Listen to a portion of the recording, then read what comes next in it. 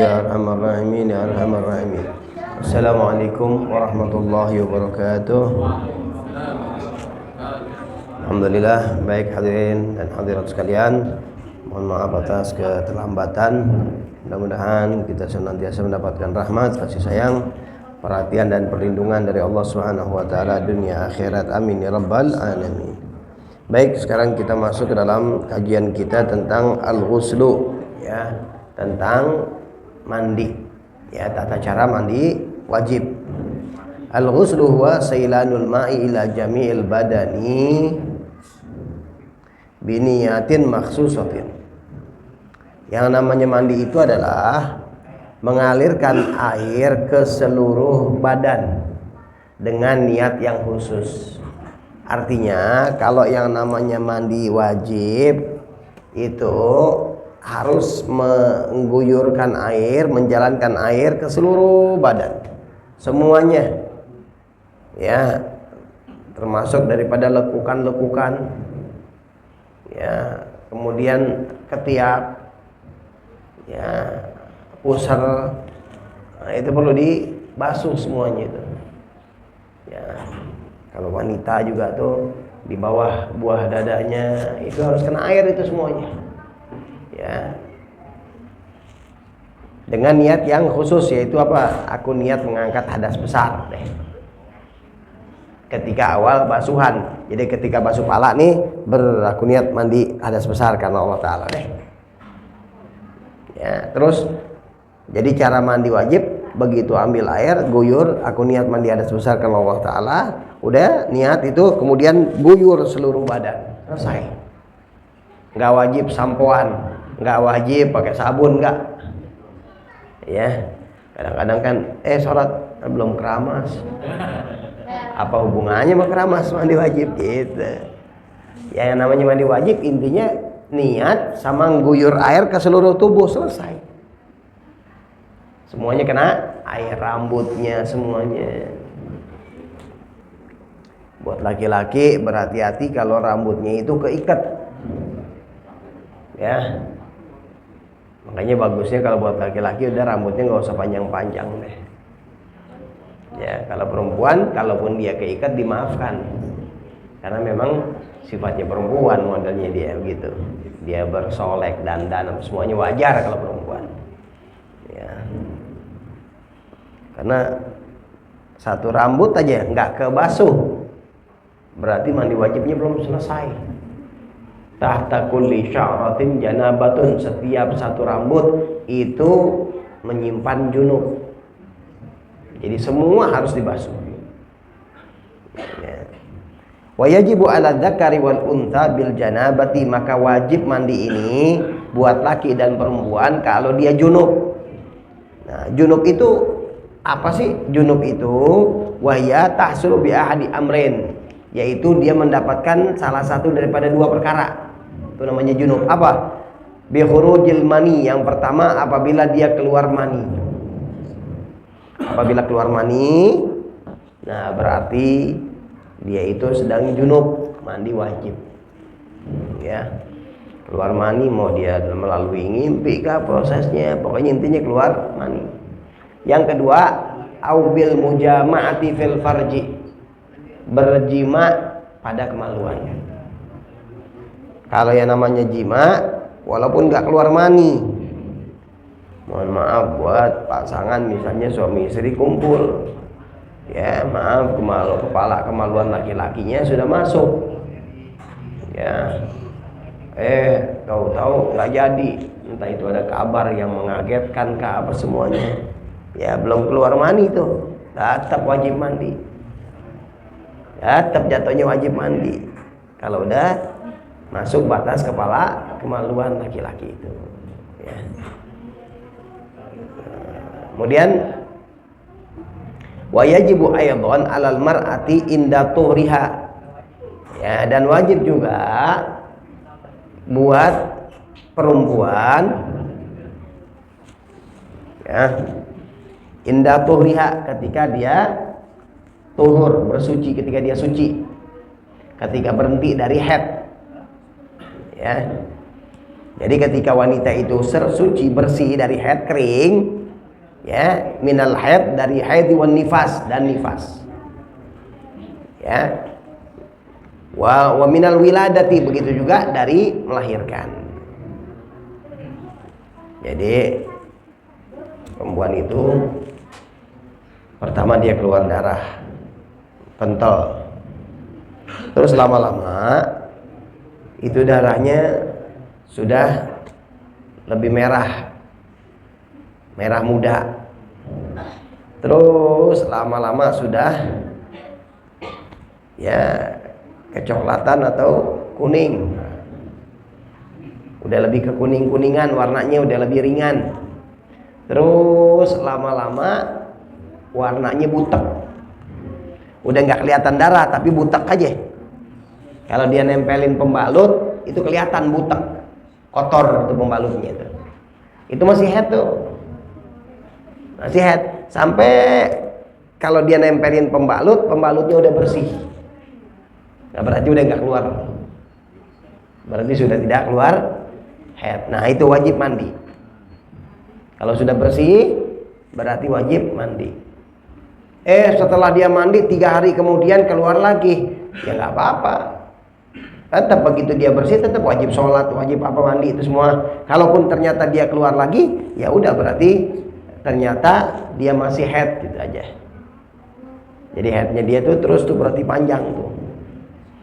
Karena berhenti antara 2 darah, keluar darah, berhenti dulu sebentar, sehari 2 hari, kemudian keluar darah lagi, itu yang berhenti sehari 2 hari dihitungnya haid juga. Ya. Begitu juga wan nifas, apabila keluar darah nifas maka wajib mandi, ya.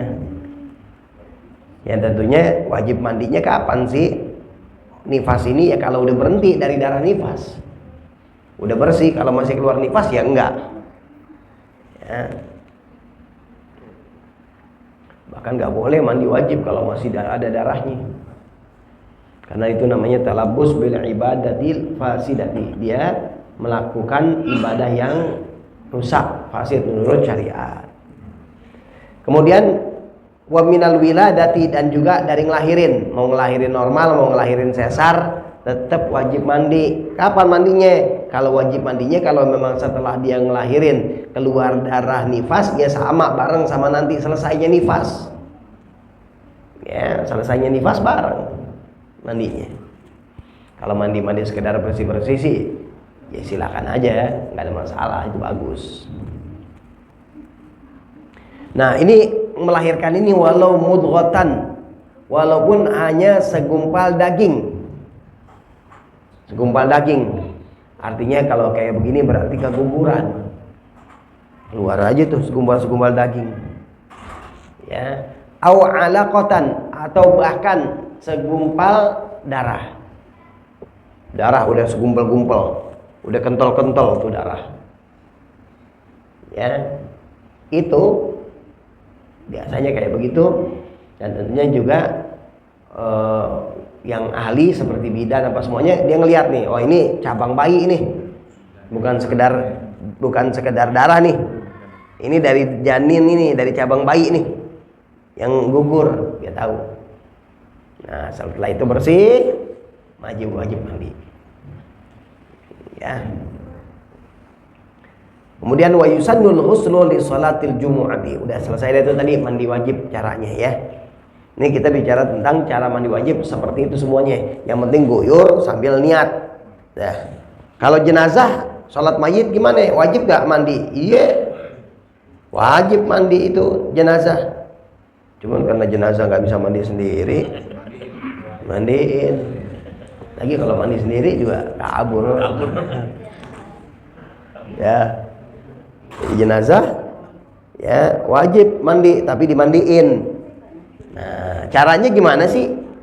Simpelnya nih mandi jenazah, simpelnya ketika guyur badan mayit diguyur sambil diniatin sama yang mandiin itu. Terus simpelnya seluruh badan semuanya kena air, udah gitu aja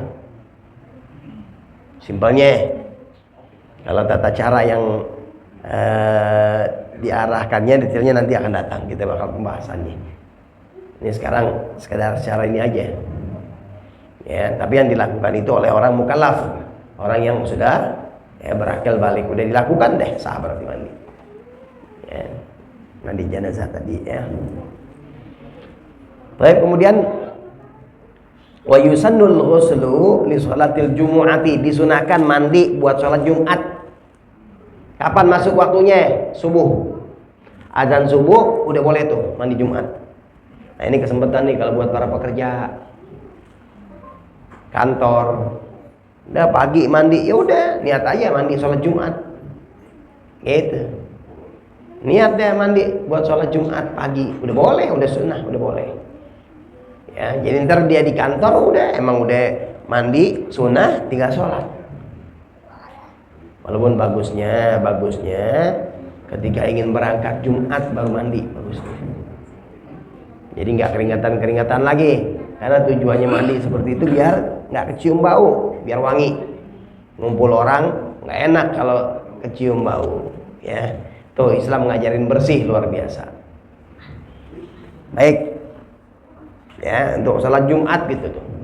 Ini sangat dianjurkan, bahkan di mazhab yang lain, sebagian mazhab seperti mazhab Ahmad bin Hanbal, ini mandi salat Jumat ini dikatakan wajib. Walaupun mazhab kita enggak, mazhab Syafi'i enggak, sunnah, tapi sangat dianjurkan, jangan ditinggalin. Ya, sangat dianjurkan. Kemudian wa fi yaumil idain, dan mandi untuk 2 hari raya.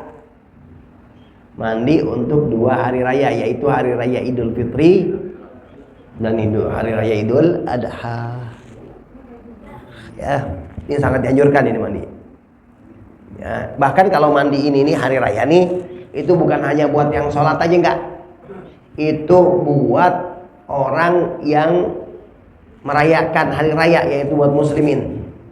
Makanya dalam masalah ini, kalau seandainya perempuan lagi dalam keadaan haid misalnya, tetap sunnah mandi. Tetap mandi sunnah. Ya, untuk hari raya mandi. Ya biasalah. Masa iya bau apa semuanya. Gak enak ya kan, lebaran begitu. Bersih-bersih ya. Nah, ya. Kemudian walil istisqa'i, dan disunahkan mandi ketika dia sedang ingin melakukan sholat minta hujan, istisqa. Ya, alhamdulillah deh kalau kita di sini sih bagus dah udah. Ya, tadi di sini nggak hujan ya, sana hujan, di jalan tadi masih hujan. Padahal perhitungannya, prediksinya ini musim-musim kemarau ini, tapi alhamdulillah. Ya, lagi di Bogor masih banyak hujan, alhamdulillah.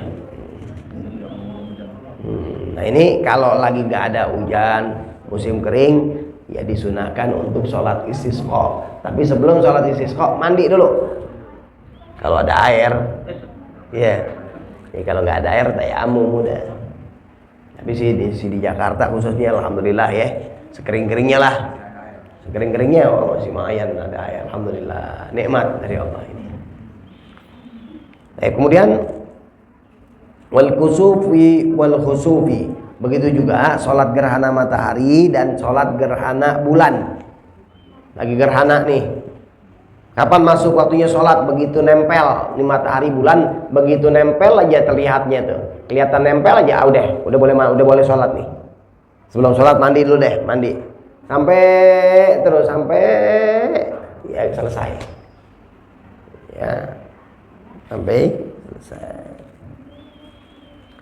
Baik, itu disunahkan mandi al-khusuf, yaitu gerhana matahari, wal khusuf gerhana bulan. Kemudian waliman ghassala mayyitan, dan bagi siapa yang memandikan mayit. Kalau orang habis mandiin mayit, maka disunahkan dia mandi setelah itu. Kenapa? Hikmahnya, yang namanya tubuh yang hidup ini bersentuhan dengan jasad yang mayit, itu kayak model transfer kelemahan. Jadi lemah itu orang. kayak kesedot jadinya istilahnya. Air itu mengembalikan tenaga, mengembalikan ya powernya tadi. Jadi ketika dia habis mandiin mayat, dia mandi, jadi kembalikan lagi kekuatannya.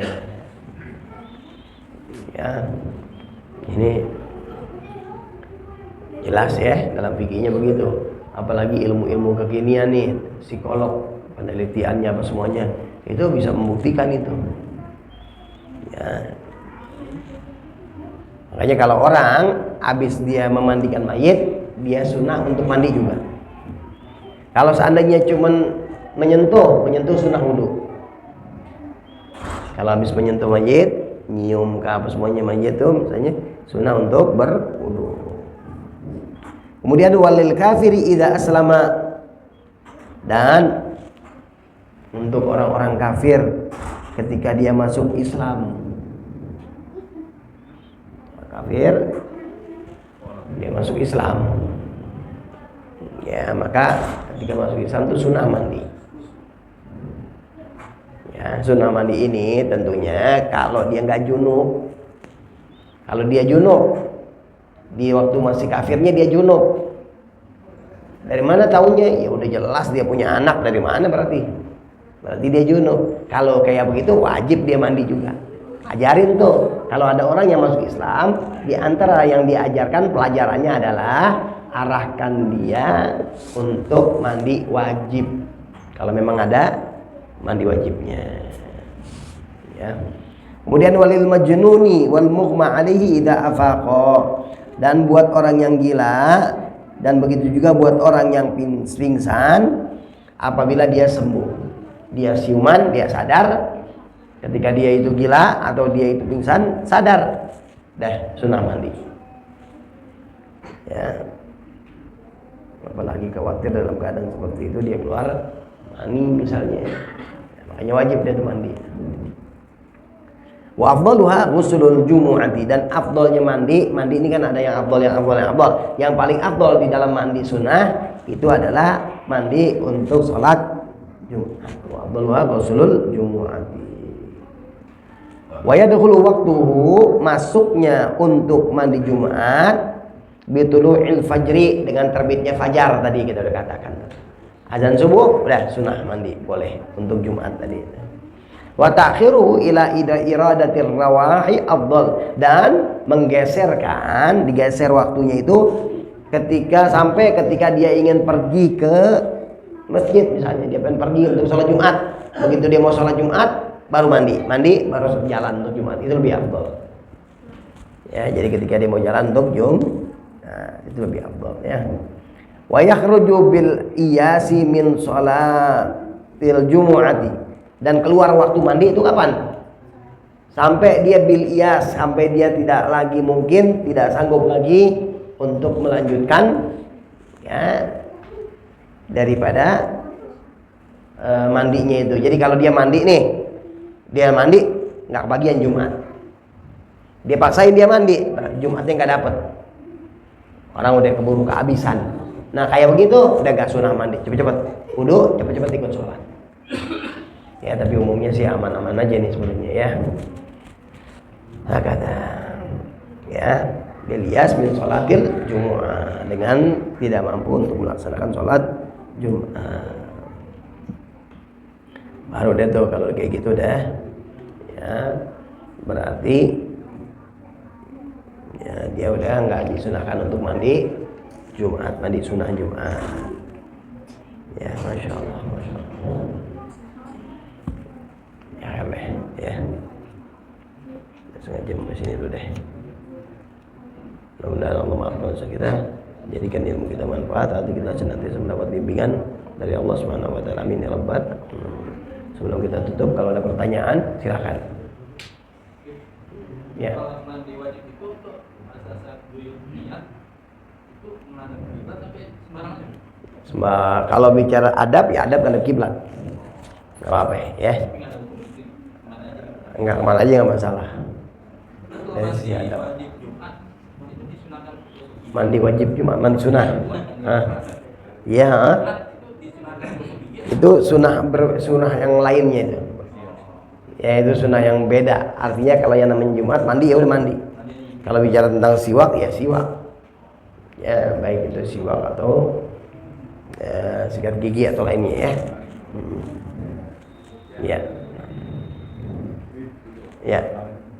Gimana kalau kita punya dulu, tiba-tiba ada bencana, kebakaran, atau gempa bumi yang tidak segera mandi.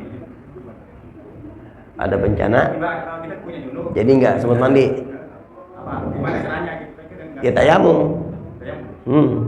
Udah nggak sempet kan sama junub, tayamum. Tayamum buat orang junub sama dengan wudu, yaitu muka dan tangan saja selesai. Kan darurat itu. Tapi kalau dia bisa sih ya mandi dulu. Ya pakai air kalau dia bisa. Saran paling bagus biar jadi ember kan. Nggak mau sama. Kalau yang namanya air mau di ember juga nggak apa-apa, tapi diambil gayung jauhan dikit cepretannya. Jangan nyepret ke ember. Begitu. Jangan nyepret ke ember. Ya. Kalau nyepret gimana? Kalau setitik, dua titik, setetes, dua tetes, nggak pengaruh, nggak apa-apa. Ini yang dikhawatirkan kalau banyak. Ya, ya betul. Ya lagi.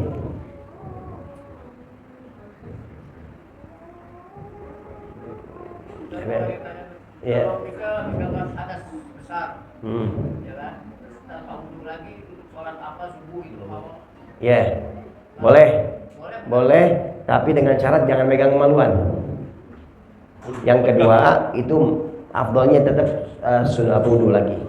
Jadi caranya, tata caranya, ketika kita cuci kemaluan, pertama kan masuk kamar mandi nih, masuk kamar mandi, ketika kita junub kan kita pipis dulu tuh, mau pipis kah, mau buang air besar kah, udah. Setelah itu cebok, bersihin pakai sabun sekalian, guyur air, niat untuk dua kemaluan depan dan belakang. Aku niat mengangkat hadas untuk kemaluan depan dan kemaluan belakang dan sekitarnya karena Allah Ta'ala. Dah, guyur. Setelah ini diguyur, selesai kan? Berarti hadas untuk kemaluan depan, kemaluan belakang sudah bersih. Udah nggak perlu disentuh lagi. Baru mandi atas. Nawaitu rafal hadasil akbar. Aku niat mandi atas besar. Selesai, udah berarti nggak perlu nyentuh kemaluan. Nggak pakai wudhu lagi. Udah. Karena dia udah punya mandi hadas besar. Kalau wudhu kan hadas kecil, ini hadas besar lagi dia punya. Dia mandi dengan hadas besar. Udah, setelah itu dia langsung sholat nggak pakai wudhu. Boleh, sah. Ya walaupun afdalnya tetap wudhu. Nah, ya. Ya, bagus sebenarnya.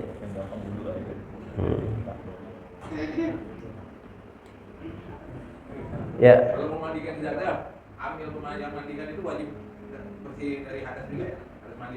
Kalau wajibnya enggak. Afdal adabnya begitu. Adabnya begitu. Dan perlu diperhatikan, dia ini yang mandi ini pakai sarung, nggak boleh menyentuh kemaluan atau auratnya langsung dengan kulit, nggak boleh. Ya, apalagi ngelihat nggak boleh. Ada sarung tangan. Jadi ketika dia cebokin misalnya, jangan diliatin kemaluannya.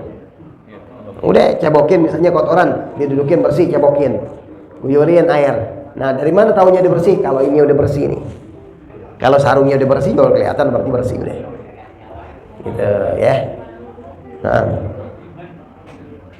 ada lagi? Udah. Sekarang gantian tanya pertanyaan buat anak-anak nih.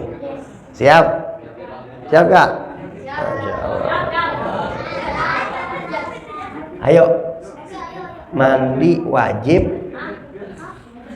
Mandi wajib. Kalau ngapain ya? Kalau keluar apa? Ya. Keluar mani. Ya, tuh dapat. Ayo, aman. Ya. Ayo. Pinter ya. Apa-apa belajar ya. Karena kan umur 9 tahun udah mungkin bisa keluar. Gitu. Jangan tahun 10 tahun. Deh. Ada pertanyaan lagi Kak? Mau lagi? Selain keluar mani, kalau buat mandi wajib tuh selain keluar mani apa sebab-sebabnya? Apa? Mimpi basah atau keluar mani? Ya. Udah, apalagi yang lainnya, ayo. Yang mewajibkan mandi apa aja ya? Yang mewajibkan mandi tadi kan wajib mandi kalau keluar keluar mani. Sebab-sebabnya mandi itu karena keluar mani. Terus ada lagi apa ya? Karena apa ya? Dia jadi wajib mandi karena titik-titik. Ayo, apa ya? Apa aja, ayo. Ayo, kaos nomor 3 apa? Nomor berapa ya? Ada yang tahu nggak? Ayo, tunjuk tangan kalau yang tahu. Sebab-sebab mandi wajib tadi apa aja ya? Ada dijelasin tuh. Mandi wajib mandi kalau begini jadi mandi apa? Ayo, siapa yang tahu? Gak ada. Ya udah, ada. Iya, pintar. Ya, kalau orang haid, nifas atau melahirkan, pintar ya. Nah, itu dapat tuh. Ya. Lagi. Sekarang caranya mandi tadi gimana? Caranya mandi wajib tuh apa aja sih? Yang pertama apa? Yang kedua apa? Cuman ada 2. Ayo. Orang mau mandi wajib nih, ngapain aja? Ayo. Yang pertama apa? Ya. Niat. Seluruh badan, iya betul. Masya Allah. Jadi pertama niat, kemudian guyur air, ya. Lagi? Tanya Jajat lagi gak? Lagi? Kalau mandi wajib, ini mandi wajib nih. Wajib gak pakai sampo sama sabun? Satu orang yang menjawab, wajib gak? Hah? Iya, enggak wajib, iya betul. Tidak wajib, iya kalau bersih wangi-wangian sunnah bagus. Ya.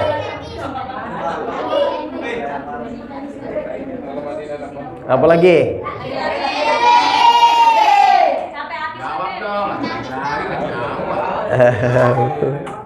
Sampai habis. Ya. Sekarang 2 lagi. Ya. Orang kalau orang meninggal ya, itu wajib mandi nggak? Aku yang nunjuk, nggak boleh. Siapa tuh? Ayo tuh, yang baju bola. Wajib ya. Terus gimana mandinya? Gimana kan udah meninggal? Dimandiin ya. Siapa yang mau mandiin orang meninggal? Nggak apa-apa. Terus sebutkan mandi sunnah. Tunjuk tangan berjawab. Mandi sunnah apa aja? Tadi kan mandi wajib tuh. Mandi sunnah apa aja ya? Kita disunahin nih mandi nih kalau mau ngapain? Ayo. Jangan satu. Sebutin. Ayo minimal 2 deh. Ayo sebutin. Mandi sunnah. Mandi sebelum sholat Jumat. Sebelum sholat sebelum sholat Idul Fitri. 2 Idul Fitri dan Idul Adha. Ya betul. Deh. Wallahu a'lam bishawab ya. Udah. Nah, makanya dengerin ya, lain kali dengerin ya. Ayo Fatihah Allahi nabi berbuat yang syara barakallahu. Alhamdulillah bil Fatihah.